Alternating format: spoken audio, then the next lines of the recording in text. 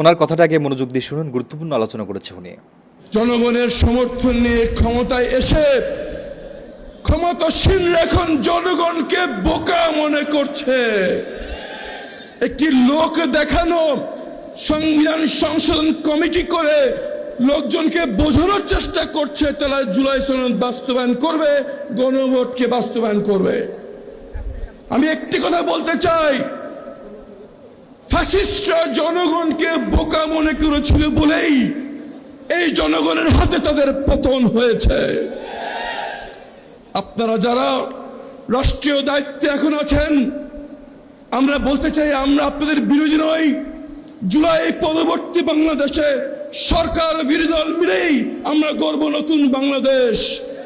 কিন্তু আপনারা যদি জনগণকে বোকা মনে করেন, কথার ভুল ফুল ঝুরিয়ে জনগণকে বোঝাবেন মনে করেন, তাহলে প্রস্তুত থাকুন আগামীর স্থানীয় সরকার নির্বাচনে জনগণ আপনাদেরকে লাল কার্ড দেখানোর জন্য অপেক্ষা করছে ইনশাআল্লাহ।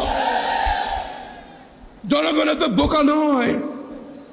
জনগণ আংশিক এবং অপ্রাসঙ্গিক কিছু সংশোধনী করে আপনারা জনগণকে বোঝাবেন যে আপনারা জুলাই সনদ অক্ষরে অক্ষরে পালন করেন। এত বোকা বাংলাদেশের জনগণ নয়।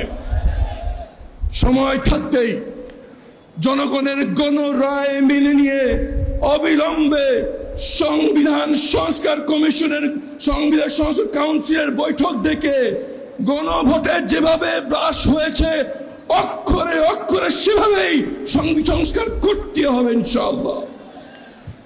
যদি আপনারা তা না করেন তাহলে মনে রাখবেন জনগণ ভুলে যায় না এবং আল্লাহ হয়তো ছাড় দেয় কিন্তু ছেড়ে দেয় না।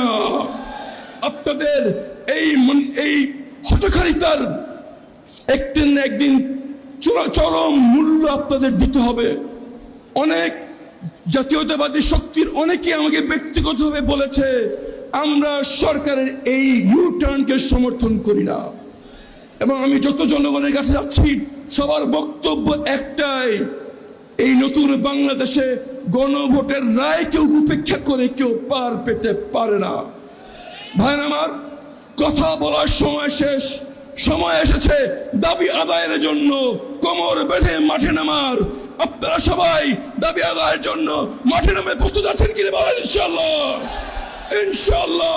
হয় মাতৃভূমি না হয় মৃত্যু, জান দেব জুলাই দেব না। আগামী স্থানীয় সরকার নির্বাচনে এই জনগণের রায় প্রত্যাখ্যানকারীদেরকে লাল কার্ড দেখিয়ে এবং সংস্কারের শক্তিকে বিজয় করে আমরা গণভোটের রায়কে অক্ষরে অক্ষরে বাস্তবায়ন করে ঘরে ফিরবো ইনশাআল্লাহ। যে কথাটা উনি বলেছেন তার একেবারে বাস্তবের সাথে হুবহু মিলে যাচ্ছে না।